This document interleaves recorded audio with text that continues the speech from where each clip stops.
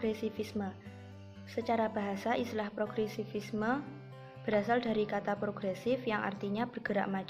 Secara singkat, progresif dapat dimaknai sebagai suatu gerakan perubahan menuju ke arah perbaikan. Sering pula istilah progresivisme dikaitkan dengan kata progres, yaitu kemajuan. Artinya, progresivisme merupakan salah satu aliran yang menghendaki suatu kemajuan, yang mana kemajuan ini akan membawa sebuah perubahan. Sejarah progresivisme. Awal mula lahirnya aliran progresivisme ialah dilatar belakangi oleh ketidakpuasan terhadap pelaksanaan pendidikan yang sangat tradisional, cenderung otoriter, dan juga peserta didik hanya dijadikan sebagai objek pembelajaran.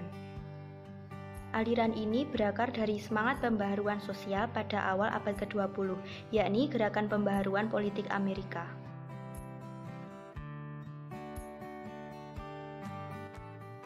Aliran ini pada dunia pendidikan yaitu pendidikan Islam merupakan bagian integral dari pendidikan nasional. Hal ini tercantum dalam Undang-Undang tentang Sistem Pendidikan Nasional pada pasal 33 ayat 2 yang menyatakan bahwa kurikulum pendidikan dasar dan menengah wajib memuat antara lain pendidikan agama. Aliran ini memberikan sumbangan yang sangat besar dan juga meletakkan dasar-dasar kemerdekaan dan kebebasan kepada peserta didik. Yang selanjutnya ada paham perennialisme. Secara etimologis, perennialisme diambil dari kata perennial yang berimbuhan isme. Kata perennial sendiri berasal dari bahasa Latin yang berarti kekal selama-lamanya atau abadi.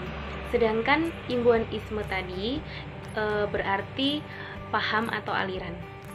Nah, perennialisme ini bisa didefinisikan sebagai aliran atau paham kekekalan. Kemudian selanjutnya yaitu ada latar belakang munculnya paham perennialisme. Paham ini lahir pada abad 20 sebagai reaksi terhadap filsafat pendidikan progresivisme yang menekankan pada jiwa perubahan, relativitas, dan liberal. Paham ini memandang situasi di teori ini dilatar belakangi oleh filsafat-filsafat Plato yang merupakan bapak idealisme klasik, filsafat Aristoteles sebagai bapak realisme klasik, dan Thomas Aquinas yang mencoba memadukan antara filsafat Aristoteles dengan filsafat Gereja Katolik. Selanjutnya yaitu ada implikasi aliran perennialisme dalam pendidikan. Tentang pendidikan, kaum perennialisme memandang education as cultural regression.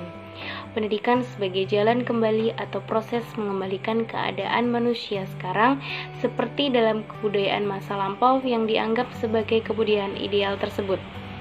Nah, perennialisme sebagai sebuah aliran dalam filsafat pendidikan yang mendasari dirinya pada keyakinan bahwa pengetahuan sejatinya yang didapat melalui ruang dan waktu mestilah membentuk dasar-dasar pendidikan seseorang. Oleh karena itu, tugas pendidik yaitu adalah mengajar.